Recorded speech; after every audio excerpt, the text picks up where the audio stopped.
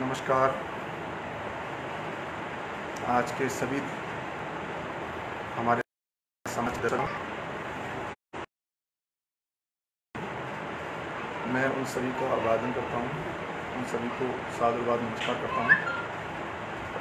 सर्वप्रथम आज हमारे समाज में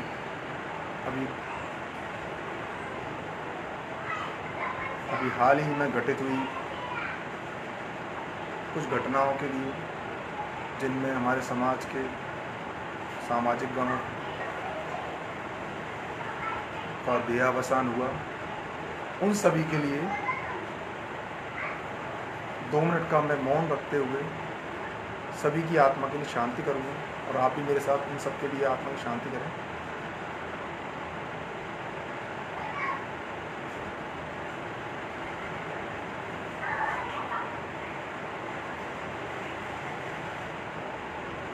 हे ईश्वर, उन सभी आत्माओं को जिनका देहावसान हुआ है, गोलोक में चिर स्थान प्रदान करना। ओम शांति। धन्यवाद।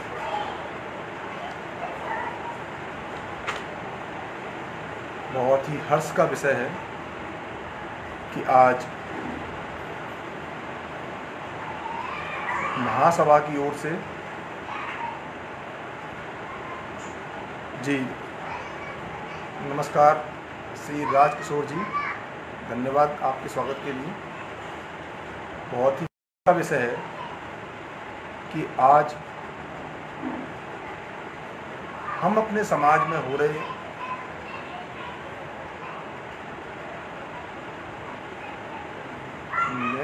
नित्य प्रति बदलावों को एक सोशल मीडिया के माध्यम से आगे बढ़ाने का प्रयास कर रहे हैं, और एक बहुत अच्छा मंच हमें प्रदान किया गया है, और हमें इसका सदुपयोग भी करना चाहिए कि लोगों तक अपनी पकड़ बनाई जा सके, अपने समाज को विस्तार दिया जा सके, जिससे हम पहचान पहुंचा सकें जो वर्ग अभी हमसे अछूता है।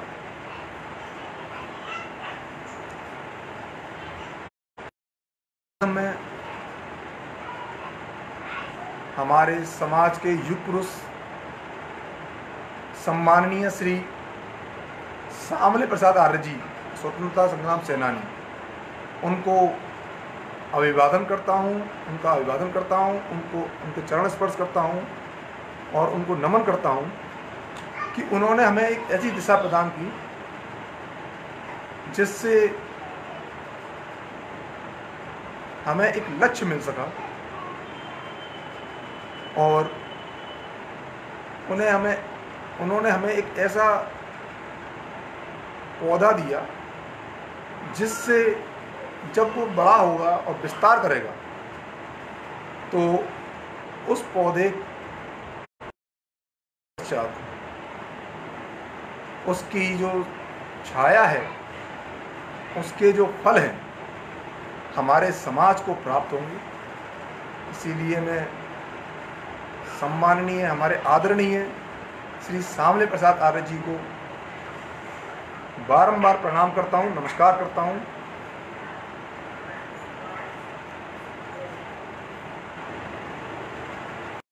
आज बहुत ही हर्ष का विषय है कि मुझे यह मंच श्री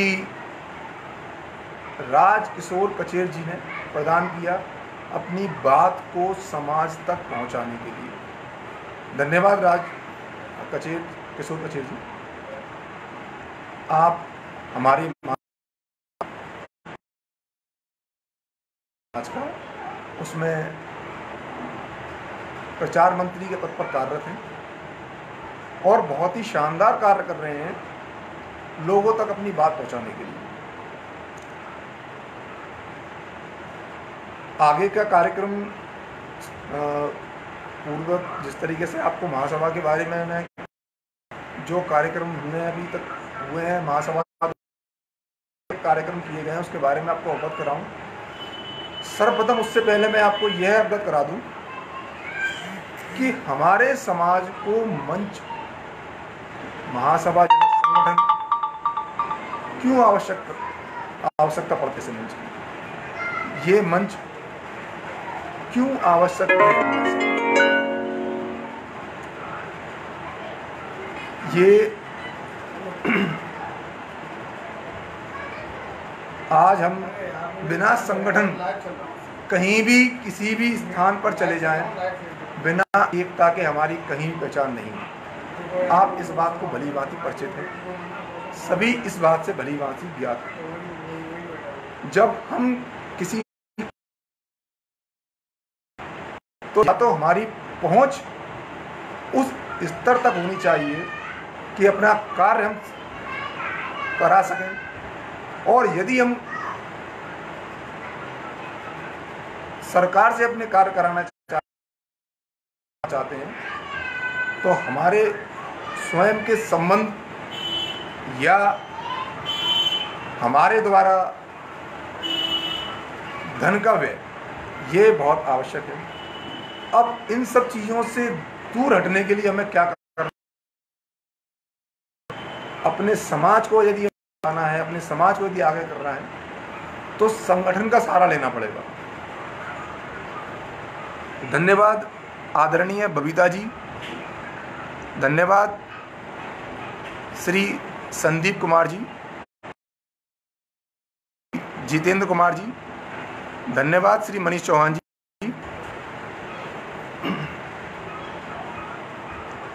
अब सबसे बड़ा प्रश्न ये आता है कि हम जब अपने कार्य को करने निकलते हैं तो अपना कार्य या हमारे समाज के जो लोग पिछड़े हैं या हमारे समाज का वह वर्ग जिसको आज वास्तविकता में आवश्यकता है या अपनी हमें पहचान बनानी है, तो वह किस प्रकार से बनाया जाए, तो उसकी आवश्यकता पड़ती है संगठन में।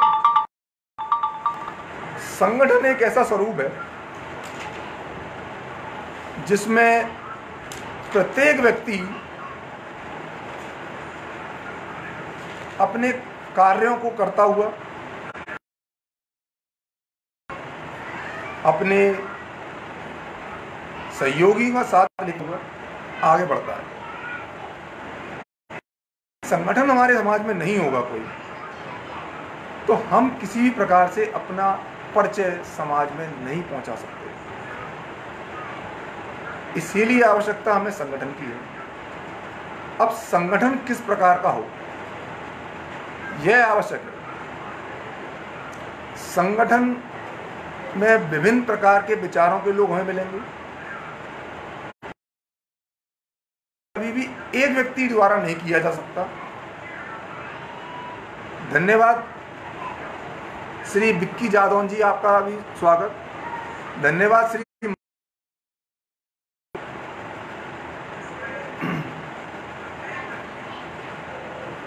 संगठन किसी एक व्यक्ति से नहीं चल सकता,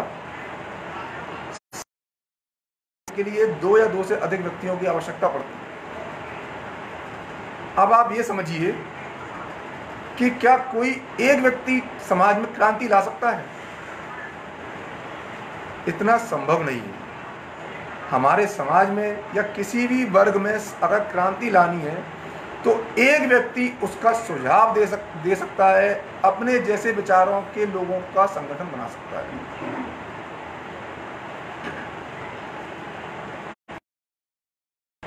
जब लोग आएंगे तो विभिन्न प्रकार के विचार भी आएंगे उसमें, और जब विभिन्न प्रकार के विचार आएंगे तो वह संगठन मतभेदों से भी गुजरता है, किंतु उन सब मतभेदों को भुलाते हुए, विभिन्न विचारों को का आदर करते हुए हमें यह।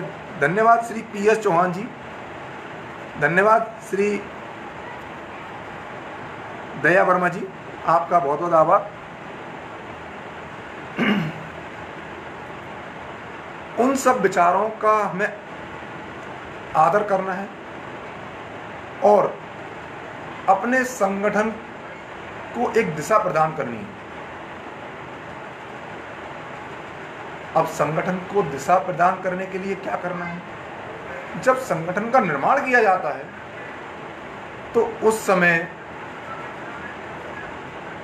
सभी के विभिन्न विचार अलग अलग होते हुए उद्देश्य लेना चाहिए कि हमें के लिए संगठन का और सभी के साथ उस उद्देश्य की प्राप्ति के लिए अनवरत कार्य। धन्यवाद श्री पीएस चौहान जी।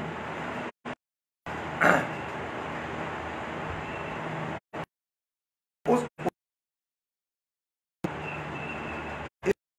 हम समाज में निकलते हैं, विभिन्न लोग हमें जब मिलते हैं और उन लोगों का सहयोग हमें मिलता है और वही सहयोग जब एकता के रूप में शासन प्रशासन तक पहुंचता है, प्राप्ति होना सबसे बड़ी बात यह है कि लोगों में विभिन्न प्रकार के मत हैं। हमारे कई भाई बोलते हैं कि मैं कुछ करना चाहता हूँ, कोई कहता है मैं कुछ करना चाहता हूँ, लेकिन इसका मतलब यह नहीं है कि वे नहीं चाहते एकजुट हो। वे क्षमा करें, शायद कुछ कनेक्टिविटी मैं कुछ सेकंड के लिए चला गया था। तो हम संगठन के विषय में चर्चा कर रहे थे। तो मेरा कहने का तात्पर्य यह था कि जब हम संगठन के विषय में चर्चा करते हैं तो मतों के लोग हमें प्राप्त होते हैं।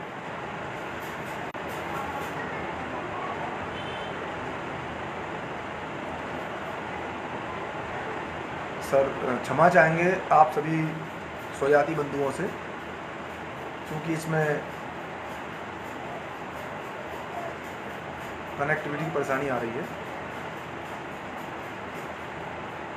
अतः संगठन के विषय में चर्चा करते समय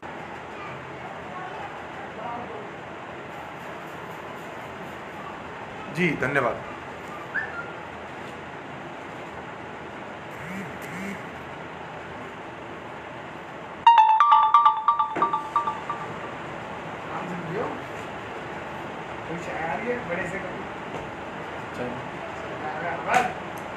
जी क्षमा चाहूँगा मैं स्वजातीय बंधुओं से, शायद कोई कनेक्टिविटी की परेशानी के कारण ऐसा हुआ। अतः संगठन के विषय में मैं चर्चा कर रहा था। उस संगठन का स्वरूप और संगठन के उद्देश्य बहुत आवश्यक हैं और हम चाहते हैं कि संगठन के सभी लोग एकजुट होकर कार्य करें और एक विशेष उद्देश्य, विशेष लक्ष्य की पूर्ति के लिए कार्य करें, जिससे हमारा समाज आज पिछड़े वर्गों में है और उस स्थिति में है कि लोग हमें पहचानते नहीं हैं। हमें वह कार्य करने हैं जिससे हमारा समाज आगे बढ़े, हमें वह उद्देश्यों की पूर्ति करनी है जिससे हमारे समाज में आगे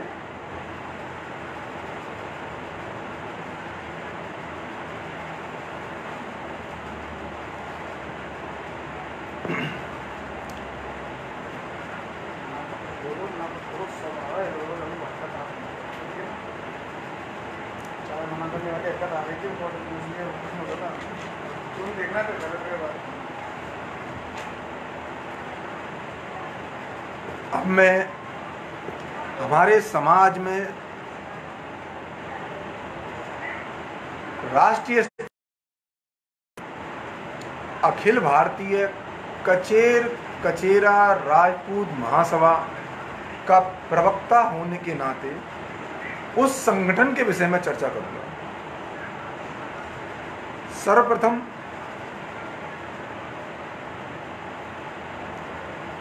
मैं पुनः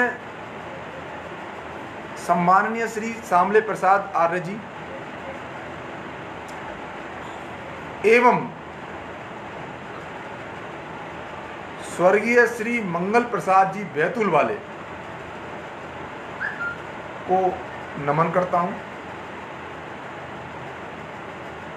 स्वर्गीय श्री मंगल प्रसाद जी बैतूल वालों से और हमारे आदरणीय सम्माननीय जी से लगभग लोग परिचित हैं।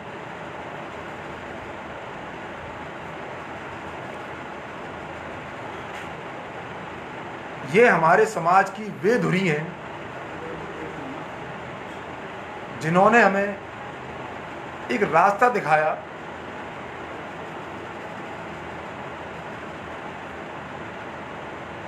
विकास के पथ पर हमारे समाज को अग्रसर करने के लिए। हमारे समाज के ये वे प्रबुद्ध वर्ग के लोग थे, वे जागरूक लोग थे और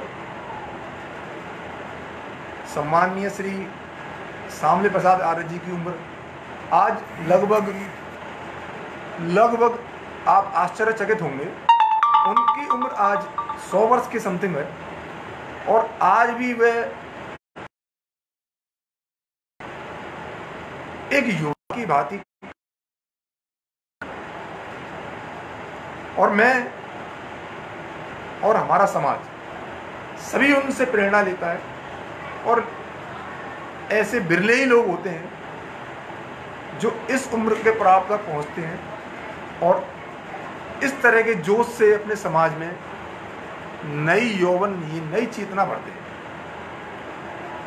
तो इन्होंने जो हमारे समाज में उल्लेखनीय कार्य किए, इसके लिए मैं पुनः इन्हें धन्यवाद देता हूं, आदर के साथ नमन करता हूं। इसके साथ ही महासभा के गठन के समय जो 36 फाउंडर मेंबर हमारे महासभा के थे, उन सभी का धन्यवाद मैं करना चाहूँगा और मैं चाहूँगा कि आप भी ऐसे लोगों का धन्यवाद करें जिन्होंने हमें एक दिशा प्रदान की।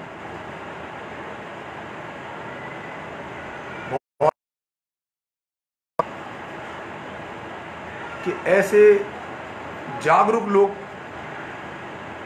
पूर्ववत हमें मिलते रहे, जिनसे हमें प्रेरणा मिलती है, जिनसे हमें एक मार्ग प्रशस्त होता है आगे बढ़ने के लिए। उन सभी फाउंडर मेंबर्स को मैं पुनः अपने हाथों से बंधन करता हूं जोड़ के, जिससे कि वे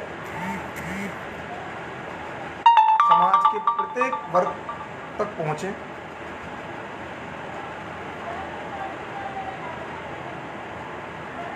और इसके साथ ही मैं आगे बढ़ता हूं। हमारे समाज का यह रजिस्टर्ड कार्यालय, राष्ट्रीय कार्यालय दिल्ली में है और यह सामाजिक संगठन अखिल भारतीय कचेरा राजपूत महासभा हमारे समाज के उन सभी वर्गों का प्रतिनिधित्व करती है जिन वर्गों में विभिन्न प्रकार के मतभेद हैं। कुछ लोग स्वयं को कचेर, कुछ लोग अपने आप को कचेरा और कुछ लोग अपने किन्हीं क्षेत्रों में राजपूतों के नाम से जाने जाते हैं। किंतु हम सब एक ही वृक्ष की शाखाएं हैं और हम सब एक ही बागी के फूल हैं, एक ही बगिया के फूल हैं।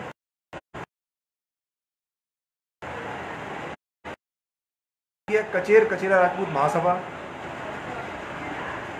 सभी वर्गों को साथ में लेकर के एक निश्चित उद्देश्य की प्राप्ति की ओर अग्रसर है जब से इसको स्थापित किया गया।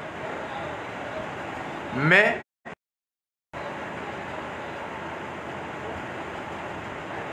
वर्तमान अध्यक्ष सम्माननीय श्री डॉक्टर अजय पाल सिंह जादौन जी एवं सम्माननीय महासचिव श्री राम बदन वर्मा जी को प्रणाम करता हूं और सादुर्भाव का नमन करता हूं कि वर्तमान कार्यकारिणी में उन्होंने मुझे स्थान दिया और शायद आप में से बहुत से लोगों को ये पता होगा कि कार्यकारिणी के चुनाव हुए और उस चुनाव में सभी सदस्यों ने अपने मताधिकार का प्रयोग किया। उसके पश्चात ही इस कार्यकारिणी का गठन हो सका। मैं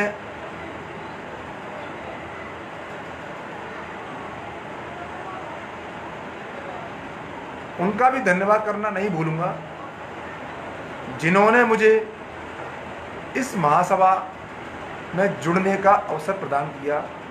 सम्माननीय श्री प्रेम सिंह शेखावत जी हमारी समाज की इस महासभा के मजबूत स्तंभ के रूप में वे सदैव खड़े रहते हैं। इसके साथ ही विभिन्न वह लोग वह पदाधिकारी जो अपने अपने क्षेत्रों में रह करके इस महासभा को अपने प्रयासों से सींच रहे हैं, मैं उन सभी को पुनः हाथ जोड़कर नमन करता हूं। ये हमारे वृक्ष की वे शाखाएं हैं जो इस वृक्ष को हरा भरा फल फूल रखने में हमारी मदद करती हैं। महासभा द्वारा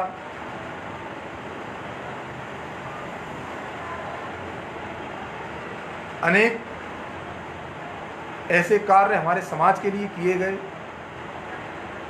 अनवरत किए जा रहे हैं, जिनको मैं आपको अभी ज्ञापित करूंगा, उल्लेखित करूंगा।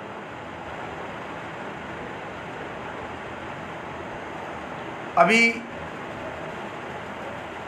जैसा कि आप सभी को पता ही है, कोरोना काल का समय चल रहा है और इस कोरोना काल के समय में लगभग समाज के प्रत्येक वर्ग के, और हमारा समाज तो अधिकतर स्वरोजगार ही करता है, सभी के अपने अपने कार्य बंद हैं, ठप हैं। अतः एक वर्ग ऐसा भी है हमारे समाज में जिसको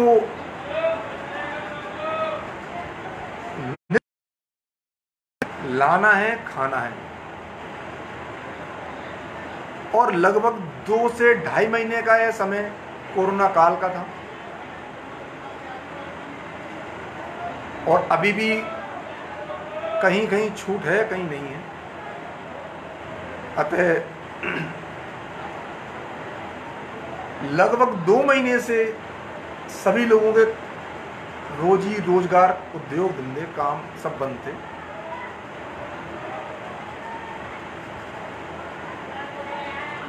तभी महासभा का ध्यान उस वर्ग की ओर गया जिस वर्ग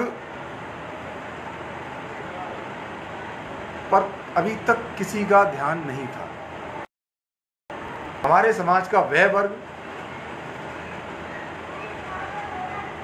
जिसकी दैनिक आमदनी उतनी नहीं है कि वह महीने 15 दिन बैठ के खा सके। चूंकि रोज कमाने रोज खाने वाले व्यक्ति जिनकी आमदनी का जरिया बहुत ही सीमित आय है, उस ओर ध्यान हमारे आदरणीय अध्यक्ष जी के नेतृत्व में महासभा के समस्त पदाधिकारी अपने क्षेत्र में अग्रसर हुए। सभी ने कार्य करना शुरू किए, जिसमें जहां हमसे संभव हो सका लोगों